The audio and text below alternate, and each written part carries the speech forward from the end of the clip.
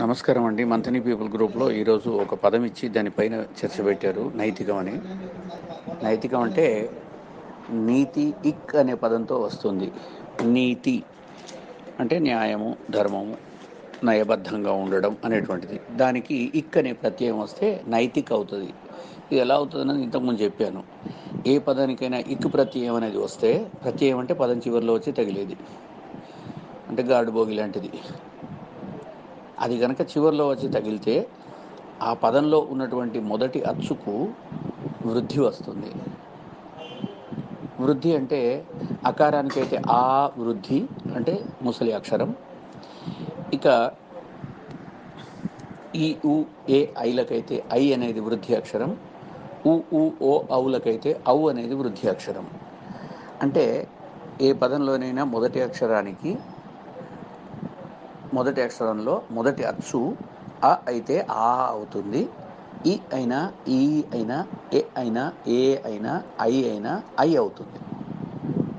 ఇప్పుడు నీతి అన్నప్పుడు నా తర్వాత ఈ ఉంది కదండి, ను ప్లస్ ఈ నీ.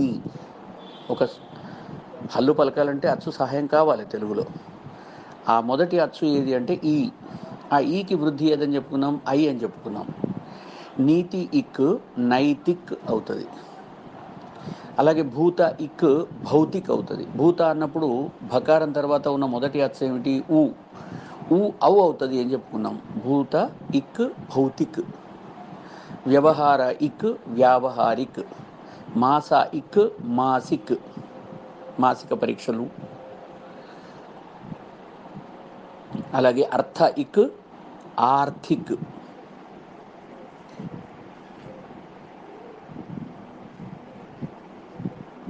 ఇలాగా సంస్కృత ఇక్ సాంస్కృతిక్. ఎక్కడైనా మీరు తీసుకోండి, అకారం కానీ ఉంటే అది ఆ అవుతుంది, ఇకారం ఉంటే ఐ అవుతుంది. అలాగే నైతికం అనే పదం ఎలా ఏర్పడ్డదంటే నీతి ఇక్ నైతికము. నైతికం అంటే నీతి సంబంధమైనటువంటి దాన్నంతా నైతికం అంటారు. నైతికం అంటే నీతిగా బ్రతకడం. నీతిగా బ్రతకడం అంటే సత్యం వద ధర్మం చర అనేటువంటి పదాలనే పట్టుకొని నడవడమే కాదు, ఒక్క ఆచరణలోనే కాదు, మాటల్లో కూడా నీతి ఉండాలి, చేష్టల్లో నీతి ఉండాలి, ఆలోచనల్లో నీతి ఉండాలి. ఇవన్నీ నైతికాలే. నైతికమైన ఆలోచనను నైతికంగా ముఖంతో పలికి నైతికమైన ఆచరణ చేస్తే వాడు నీతిమంతుడు. ఇక కొంతమంది నీతి అంటే అంటే నీతిగా బ్రతుకుతున్నాను అని చెప్పి నేను ఎవరికి హాని చేయట్లేదు అని బ్రతకడం కూడా అనైతికం అండి. సమాజంలో ఉంటున్నప్పుడు ఇరుగు పొరుగు అందరితో కూడా కలిసిమెలిసి బ్రతకాలి. కాబట్టి నైతికంగా బ్రతకడం అంటే నీతి ఏం చెప్తుంది, అందరితో కలిసి ఉండాలి. సర్వే భవంతు సుఖినః సర్వే సంతు నిరామయాః సర్వే భద్రాణి పశ్యంతు మా కశ్చిత్ దుఃఖభాగ్ భవేత్. ఎవడైనా పక్కింట్లో వాడికి కరోనా వస్తే నీ ఇంట్లో నువ్వు ఒక్కటి నీతిగా నేను దగ్గరికి పోకుండా దూరంగా ఉన్నాను, నేను నీతి నియమాలు పాటించాను, తప్పండి. అది నీతి కాదు. పక్కవాడికి అలాంటి ఏదైనా అసౌకర్యం కలిగిన వెళ్ళి మీకు ఏమైనా సహాయం కావాలా అని చెప్పి దర్వాజలోంచి బయట నుంచి అడుగు, దూరం పాటించు, మూతికి మాస్క్ కట్టుకో. ఇవన్నీ కూడా నైతికాలేనండి. వాడు ఎంత ఆనందపడతాడంటే జీవితాంతం గుర్తుపెట్టుకుంటాడు. అలాగే ఒక వ్యక్తిని ఆచరణలో ఇప్పుడు చెప్పింది. అలాగే మానసికంగా ఆలోచించడం. నీతిగా ఆలోచించడం అంటే మనస్సులో ఎవరిని చూసినా సరే చెడు ఆలోచనలు రాకుండా మాతృవత్ పరదారేషు, ఇతరుల దారాల యందు భార్యలను తల్లిలాగా భావించడం, పరద్రవ్యాన్ని మట్టి బిడ్డలాగా చూడడం, సర్వప్రాణులను ఆత్మ సమానంగా భావించడం, ఇవన్నీ కూడా నైతిక లక్షణాలు. నీతి తప్పి ప్రవర్తించడం అంటే ఒకని వస్తువును అన్యాయంగా తీసుకోవడం, అన్యాయంగా చౌర్యం చేయడం. అతనికి చెప్పకుండా అతని వస్తువును తీసుకుంటే, పక్కనింట్లో జామకాయ కోసినా అనైతికమే. రావణాసురుడు సీతను ఎత్తుకు రావడం అనైతికం, ఒకని భార్యను ఎత్తుకు రావడం. సుగ్రీవుని భార్యను వాలెత్తుకు రావడం అనైతికం. కానీ సింహికను హనుమంతుడు చంపడం నైతికం. ఎందుకంటే మార్గానికి అడ్డం వచ్చేసి ఛాయను బట్టి మింగుదామని వచ్చిన రాక్షసిని చంపడం అనేటువంటిది తప్పు కాదు. ఈ విధంగా రాహువు తల్లి సింహిక. అలాగే నైతిక ప్రవర్తన అంటే నీతితో ప్రవర్తించడం.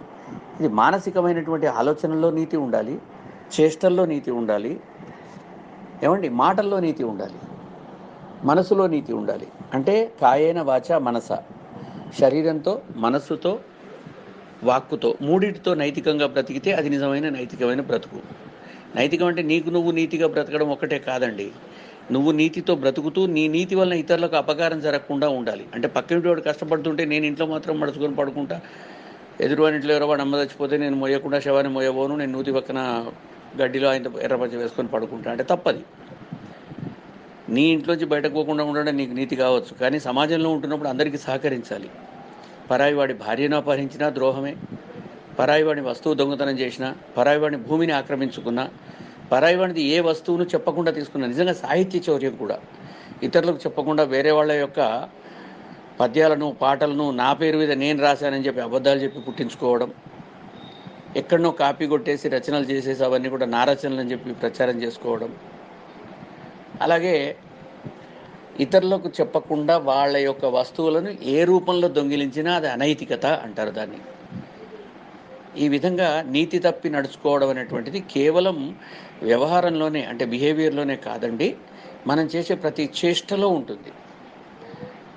వెళుతూ వెళుతూ మన ఇంట్లో ఏదో సరే అక్కడ పక్కింటి అగ్గి అంటుకుంటే నా ఇంటి మీద నేను ఇళ్ళకుండా పెట్టుకొని నిలబడతాను, ఈ ఇల్లు అంటుకోకుండా వాని ఇల్లు ఏమైతే నాకేంది అనుకోవడం అనైతికమే.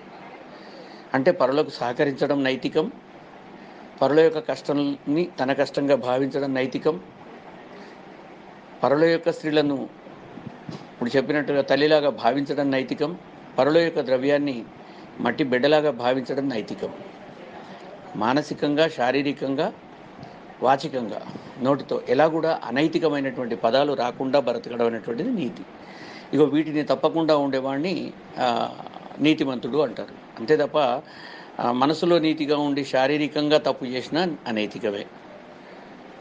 కాబట్టి వేరే వాళ్ళ పరద్రవ్యాహరణ ఇచ్ఛాయా అభావ రూపత్వం అనైతికం అంటారు. అంటే ఇతరుల యొక్క ద్రవ్యాన్ని దొంగిలించాలనే భావన మనసులోకి రాకపోవడం కూడా నీతిమత్వమే. వాడి డబ్బు దొంగిలించాలని మనసులోకి వచ్చిందంటే అది అనైతికం. ఏకాదశి నాడు ఉపవాసం ఉంటా అని చెప్పేసి ఎక్కడ అబ్బా వాళ్ళు ఎంత మంచిగా తింటున్నారో అని చెప్పి మనసులో భావించుకుంటే అది అనైతికమే, మానసిక అనైతికం. కాబట్టి మానసికంగా, వాచికంగా, శారీరకంగా నీతి తప్పి నడవకుండా నీతిబద్ధంగా నడిచిన వాడు వాణ్ణి నీతిమంతుడు అంటారు. అలాంటి నీతిమంతులు మనకు వెనక నుంచి చాలామంది ఉన్నారు. కావ్యాల్లో, శాస్త్రాల్లో, నాటకాల్లో, పురాణాల్లో, ఇతిహాసాల్లో వెతుకుతూ వెళితే నీతి తప్పకుండా, నీతి తప్పితే ఏమైంది రేపు గురుచరిత్రలో వస్తుంది మనకు ఒక అధ్యాయంలో కూడా. భర్త ఎక్కడికి భోజనాలకు తీసుకుపోడు, ఇంట్లోనే పెడతాడు, నన్ను బయటకు పోనిస్తలేడు, అందరూ మంచిగా పేరెంట్ వాళ్ళు ముత్తైదులకు పోతారు, మంచి మేమనా పోతున్నారు, వాళ్ళకి చక్కగా సంభారాలన్నీ ఇస్తున్నారు, చీర, రవిక, అలాగే ధోతి, ఉత్తరీయము, గిలాస అన్నీ ఇస్తున్నారు, భోజనాలకు పిలిస్తే నన్ను నా మొగుడు పోనివ్వట్లేదు అని చెప్పి బాధపడుతుంటే, సరే పా నేను తీసుకుపోతా పాను ఒకసారి తీసుకుపోతాడు. గురువు గారిని అడిగి, స్వామివారిని అడిగి, లేదయ్యా తీసుకుపో అంటాడు. తీసుకుపోయిన తర్వాత ఆమెకు అక్కడ కుక్కముట్టినటువంటి భోజనం చూసి అసహించుకొని చీచీచి మన ఇంట్లో శుభ్రంగా వండుకోవడమే నీతిమత్వం, ఈ అనైతికమైన భోజనం ఎవడో ఫ్రీగా పెట్టింది తిందామని వచ్చేసరికి ఇలా జరిగింది అని చెప్పి బాధపడి రావడం, ఆమె మానసిక పరివర్తన చెంది భర్త మాటే కరెక్టు, ఇతరుల యొక్క ఇంట్లో భోజనం చేయకపోవడమే మంచిది. పరద్రవ్య ఆహరణ ఇచ్ఛాయా అభావ రూపత్వం అంటది సంస్కృతం. అంటే ఇతరుల యొక్క ద్రవ్యాన్ని దొంగిలించాలనేటువంటి కోరిక రాకుండా ఉండడమే నైతికత. కాబట్టి అలాంటి నైతికతతో, రుజు ప్రవర్తనతో, శౌచంతో, నైతికత్వంలో కూడా శుచి ఉండాలి. శుచి లేని నైతికత మళ్ళీ పనికిరాదు. అంటే శుభ్రత ఉండాలి, ట్రాన్స్పరెన్సీ ఉండాలి. అందరూ మెచ్చుకునే నీతిని నిజంగా నీ నీతి అంటారు. నీ ఒక్కడికి నీతిగా ఉంటే కాదు, అందరూ నువ్వు నీతివంతుడు అనేలాగా కూడా వ్యవహరించాలి. అది శౌచం అంటే. కాబట్టి నీతిలో శుచిమంతంగా ఉండడం, ఇవన్నీ కూడా అలవర్చుకున్నప్పుడే నైతికత అనేదానికి సార్థకత చేకూరుతుంది. ధన్యవాదాలు. మంచి నైతికత అనే పదాన్ని వాళ్ళు ఇచ్చారు. మీ రంగి సత్యనారాయణ, మంథని, పీపుల్స్ గ్రూప్.